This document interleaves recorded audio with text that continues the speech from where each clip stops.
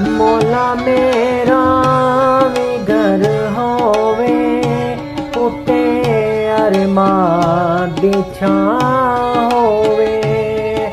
मौला मेरा भी घर होवे उत्ते अरमान दी छां होवे।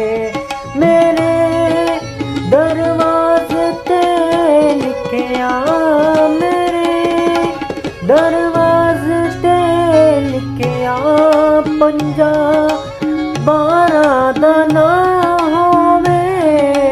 मौला मेरा भी घर होवे उत्ते अरमान दी छां